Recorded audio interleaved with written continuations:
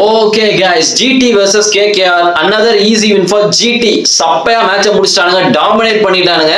ஆனா சாய் சுதர்ஷனும் சுமன் கிலும் இன்னைக்கு பேட்டிங் படிக்கும்போது கன்ஃபார்ம் 230 வரும் அப்பெல்லாம் நினைச்சிட்டு இருந்தேன். ஏன்னா விக்கெட்டே போலையா, நல்லாவும் லேண்டானுங்க. அப்புறம் என்னடா ஸ்கோரே வரமாட்டேங்குது, இந்த ஸ்கோர்லாம் ஈஸியா இப்பெல்லாம் அடிச்சிருவானுங்க அப்படின்னு நினைச்சிட்டு இருந்தேன். பட் பரவாயில்ல, பவுலிங் வெயிட்டா போட்டானுங்க இன்னைக்கு குஜராத். வேற லெவல்ல எல்லாரும் போட்டாங்க. ஃபர்ஸ்ட் மெயினான ஒரு இதை பத்தி நான் பேசி ஆகணும். சுமன் கில்லோட கேப்டன்சிக்கு வரேன். சுமன் கில்லோட கேப்டன்சி வந்துட்டு போன வருஷத்துக்கும் இந்த வருஷத்துக்கும் நிறைய வித்தியாசம் இருக்கு. போன வருஷம் வந்துட்டு ஏதோ ஜாலியா எடுத்துக்கிட்டான். ஏன்னா போன வருஷம் வந்து ரொம்ப கான்ட்ரவர்சி இருந்து ஹர்திக் பாண்டியா வந்து அந்த டீம் போறதுனால சுமன் கில் யாரும் பெருசா எடுத்துக்கல.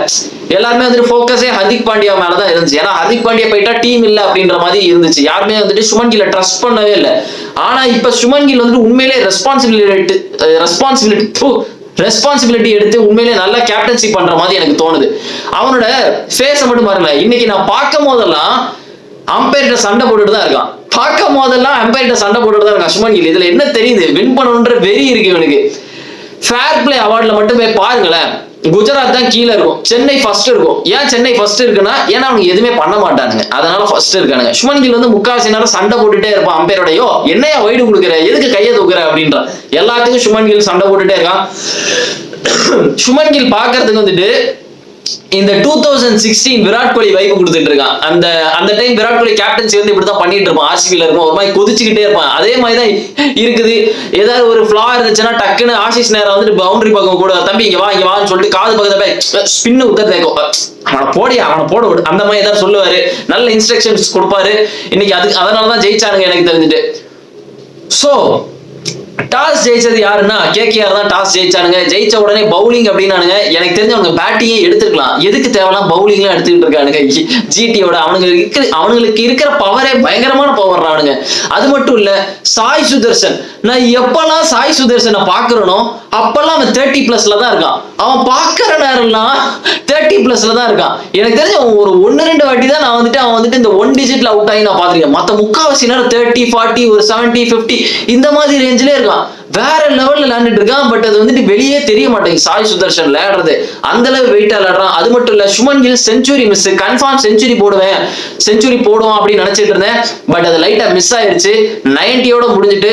மத்தபடி பார்த்தனா அதுக்கப்புறம் ஜாஸ் பட்லர் வந்து அடிக்க ஆரம்பிச்சிட்டான். ஜாஸ் பட்லருக்கு ஒரு கேட்ச் வந்துச்சு 17ல இருக்கும் போதே. இந்த வைபை வர விட்டுட்டான். இருந்தாலும் ஜாஸ் பட்லர் சும்மா விடுவானா, நல்ல ஒரு பினிஷிங் கொடுத்து முடிச்சுட்டான். சொல்ல போனா நான் ஏற்கனவே சொன்ன மாதிரி இந்த டோட்டல் வந்துட்டு எனக்கு பார்க்க ஏதோ கம்மி மாதிரியே இருந்துச்சு எனக்கு. என்னப்பா இவ்வளவு கான்பிடென்ட் ஆடிட்டு போறாங்க, 198 தான் அடிச்சிருக்கானுங்க, விக்கெட்டும் இல்ல, ரொம்ப பயங்கரமா லேண்ட மாதிரி இருந்தா நான் ரன்னே வரல அப்படின்னு நினைச்சிட்டு இருந்தேன். ஏன்னா KKR வந்துட்டு தோத்தாலும் நல்ல ரன்ஸ் கொடுத்துட்டு தான், நல்ல வந்துட்டு கிட்ட போய் தான் தோப்பானுங்க. பாத்தீங்கன்னா இந்த பஞ்சாப் மேட்சை தவிர மத்த எல்லா மேட்சுமே வந்துட்டு ஓரளவு, இந்த LSG மேட்ச் தான் நடந்துச்சு, மத்தியானம் பாத்துருப்பீங்க, கடைசி வர பக்கத்துல போய் தான் தோத்தானுங்க. அந்த மாதிரி பவர் இருக்கு இவங்களுக்கு, திடீர்னு கிளிக் ஆயிட்டு அடிச்சிடானுங்க. ஆனா இன்னைக்கு எதுவுமே நடக்கல சொல்ல போனா KKR. ஏன்னா ஜிடியோட பவுலிங் அப்படி இருந்துச்சு, வெயிட்டா இருந்து. ரஷீத் கான் வேற லெவல், ஸ்பின்னர்ஸா எல்லாரும் இன்னைக்கு சூப்பரா போட்டான். ஃபர்ஸ்ட் குருபாஸ் வந்தான் இன்னைக்கு. குவிண்டன் டிகாக்கு பதிலா குருபாஸ் தான் வந்தான். குவிண்டன் டிகாக் வந்துட்டு ரிட்டையர் ஆனதுல இருந்து ஒரு மாதிரி ஏதோ அந்த அவன் ஷேப்பே வந்துட்டு அந்த பழைய டிகாக் ஷேப் இல்ல. அவனோட குவிண்டன் டிகாக் எப்படி இருப்பான், நல்ல ஃபிட்டா இருப்பான். இப்ப பாத்தீங்கன்னா ஏதோ தொளா பேண்ட், லொடலொடா சட்டையும் போட்டு வந்து நின்றுட்டு இருக்கான். ஒழுங்கா விளையாடல, நல்ல ஃபார்ம்ல இல்ல. ஒரு 97 அடிச்சா அது ஓகே. மத்தபடி வந்துட்டு இந்த பழைய டிகாக் மாதிரில இல்ல, இந்த கன்சிஸ்டன்டா ஆடுவான் தெரியுமா, வந்தோன்னு ஒரு பயங்கரமான ஒரு ஸ்டார்ட் கொடுப்பான், ஒரு 37 பலார்னு அடிக்கிறது, அந்த மாதிரிலாம் இல்ல. சோ அதனால குருபாஸ் கொண்டு வந்தாங்க. ஏன்னா இப்ப அவன் உள்ள இருக்கிறான், மேட்ச் அவன் விளையாண்டுட்டு இருக்கான் ஆப்கானிஸ்தானுக்குன்னா. சோ குருபாஸ் கொண்டு வந்தாங்க. இருந்தாலும் ஒரு பிரயோஜனம் இல்ல. வந்தோடனே சிராஜ் தூக்கினான் LBWல. அதுக்கப்புறம் எதுவும் அவன் போனதுக்கு அப்புறம் என்ன பண்ண முடியும், ரஹானே மட்டும் எத்தனை மேட்ச் விளையாட போறான் உட்காந்து. ரஹானே ஒரு நல்ல 50. ஆனாலும் ரஷீத் கான் வேற லெவல் இன்னைக்கு. ரஷீத் கான் வந்துட்டு இந்த அப்பீல் பண்றது அப்படியே கன்வின்ஸ் பண்ணிடுறான். இந்த அம்பையர் எல்லாரையுமே கன்வின்ஸ் பண்ணிடுறான். அந்த அப்பீல் பண்றது, பவுலிங் போட்டுட்டு அவுட் தானே அப்படின்னு. இதுலயே வந்துட்டு கீப்பர் சுமன் கில் எல்லாருமே சரிப்பா ரிவ்யூ எடுத்துருவோம் அப்படின்ற மாதிரி ஒரு நிலைமைக்கு வந்துடுறாங்க. அந்த அளவு ரஷீத் கான் வந்து ஒரு அனிமேட்டடா இருக்கான். ஏதாவது வந்துட்டு அப்பீல் பண்ணுவாங்க, வேணா பாருங்களேன். ரஷீத் கான் இந்த பவுலிங் போட்டு பேட்ல பட்டா உடனே சொல்லிட்டு உடனே சுமன் கில் அவுட் தான் அப்படின்னு கன்வின்ஸ் பண்ண வச்சிருவான். அந்த மாதிரி ரஷீத் கான் பண்றான். பட் இன்னைக்கு ரஷீத் கான் வெயிட்டான 2 விக்கெட் தூக்குறான். யாருன்னா சுனில் நரேனும் ஆண்ட்ரே ரசலும். ஆண்ட்ரே ரசல் வந்துட்டு கடைசியா எப்ப பாடலாண்டா எனக்கு சொல்லுங்களேன். போன வருஷம் வந்துட்டு கொஞ்சம் ஏதோ வந்துட்டு 6 அடிப்பான். எனக்கு தெரிஞ்ச 2019 ஆண்ட்ரே ரசல்லாம் காலி. அதுக்கப்புறம் ரசல் வருவான், எப்பவாவது சில மேட்ச் ஆடுவான், அவ்வளவுதான். அதுக்கப்புறம் வந்துட்டு இருப்பான் டீம்ல. அந்த மாதிரி தான் இருக்கு. இந்த பழைய ரசல்னா பார்த்துட்டு ரொம்ப நாள் ஆயிட்டு. ரிங்கு சிங் எல்லாரும் என்ன பண்றானுங்கன்னே தெரியல. சொல்ல போனா ரகுவன்ஷினா லேட்டா கொண்டு வரானுங்க, அவனெல்லாம் ஏர்லியா வரணும். ஏன் ரகுவன்ஷி அவ்வளவு லேட்டா கொண்டு வரீங்க? இன்னைக்கு அவன் பேர் பிரசித் கிருஷ்ணா வேற லெவல்ல பவுலிங் போடுறான். எவ்வளவு நல்லா போட்டுட்டு இருக்கான். எனக்கு தெரிஞ்சு கன்ஃபார்ம் டெஸ்ட்டுக்கு எடுக்க போறாங்க. ஐபிஎலுக்கும் டெஸ்ட்டுக்கும் சம்பந்தம் இல்ல, டிஃபரெண்ட் தான். ஏற்கனவே டெஸ்ட் கடைசி பார்டர் கவாஸ்கர் டிராஃபினா லேண்டா இருந்தாலும் கண்டிப்பா தயவு செய்து அவன் நல்ல மோட்டிவேட்டடா இருக்கான், நல்ல மொமெண்டம்ல இருக்கான். அவன் இங்கிலாந்து டெஸ்ட் சீரீஸ்க்கு தயவு செய்து பிரசித் கிருஷ்ணாவை எடுத்துட்டு போங்க. ஷமி, பும்ரா, பிரசித் கிருஷ்ணா எடுத்துட்டு போங்க. சிராஜ் தயவு செய்து எடுத்துட்டு போங்க. எனக்கு தெரிஞ்சு சிராஜ் கொடுப்பாங்களா இல்லைன்னு தெரியல. ஏன்னா சிராஜ் இருந்தா ஒரு ஃபன் இருக்கும் மேன். சிராஜ் ஒரு நல்ல பவுலர் தான். இவனுங்க தான் ஓவர் ரேட்டட் சொல்லுவானுங்க, ஏதாவது லூஸ் தனமா. டீசென்டான பவுலர் தான். சிராஜ் இருந்தா டீமுக்குள்ள ஒரு ஃபன் இருக்கு, ஏதாவது வம்பு இழுப்பான், நல்லா இருக்கும் அதெல்லாம். சோ அதனால சிராஜையும் எடுத்துட்டு போங்க. பிரசித் கிருஷ்ணா கண்டிப்பா இருக்கணும். பிரசித் கிருஷ்ணா வந்து இந்த ரமன்தீப் சிங் ஒரு கேட்ச் பிடிப்பான், அதெல்லாம் சரியான ஸ்வாக்டா. அதெல்லாம் அந்த கேட்ச் பிடிக்கும் போது நான் என்ன நினைச்சேன், ஒன் பிட்ச் நினைச்சேன். ஓ பரவாயில்லையே ஃபீல்டிங் நல்லா பண்றாங்க அப்படின்னு நினைச்சேன். பார்த்தோன்னா அது அவுட்டு. ரமன்தீப் சிங் மூஞ்சி அப்படியே மாறிட்டு எல்லாமே. கிட்டத்தட்ட கேகேஆர்ல இருக்கிற எல்லா பிளேயருமே வந்துட்டு ஏதோ என்ன சொல்றது, ஒரு சீசன் கப் அடிச்சோன்னே இந்த கப் அடிச்சோன்னு ஒரு கூதியது போறது தெரியுமா, அப்பாடா அப்படின்ற மாதிரி ஒரு ஃபீல் வருது தெரியுமா, அந்த மாதிரி தான் விளையாண்டுட்டு இருக்காங்க. ரஹானேவை தவிர ரஹானே மட்டும்தான் முக்கிய ஐயோ நம்ம கேப்டன் அடிக்கணும் அப்படின்னு. இந்த ரமன்தீப், ரிங்கு, ஆண்ட்ரே ரசல், வெங்கடேஷ் ஐயர்லாம் டெஸ்ட் மேட்ச் விளையாண்டுட்டு இருக்கான் உட்காந்து. 19 பால் எடுத்து ஒரு 13 ரன் அடிக்கிறேன். என்ன மேன் வெங்கடேஷ் ஐயர் ஒரு 50 போட்டான் அந்த சீசன்ல, அவ்வளவுதான். 23 crore கொடுத்து எடுத்திருக்கானுங்க. அதை வச்சுட்டு உடனே அந்த 60 நம்ம வந்துட்டு கன்வின்ஸ் பண்ணி சொல்லிக்கிட்டே இருக்க முடியாது.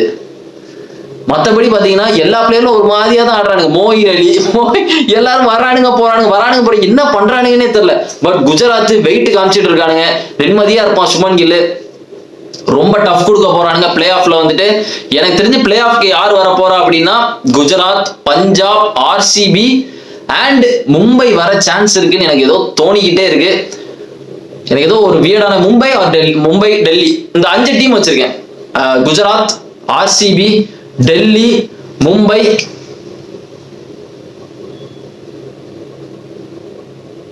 பஞ்சாப், இந்த 5 டீம் வச்சிருக்கேன். இந்த 5 டீம் தான் வரப்போகுது அப்படின்னு எனக்கு தோணுது.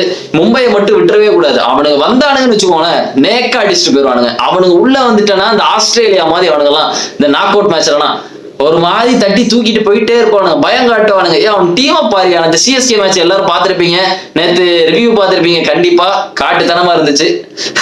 ஸோ அந்த மேட்சே பார்த்துருப்பீங்க நீங்க. அவனுங்க எப்படி ஒரு ஃபியர்லெஸ்ஸே இல்லாம ஆடுறாங்க. அவங்க டீம் ரொம்ப பவரா இருக்கு சொல்ல போனா. பேட்டிங்கும் சரி பவுலிங்கும் சரி எல்லாரையும் வச்சிருக்கானுங்க அவனுங்க கையில.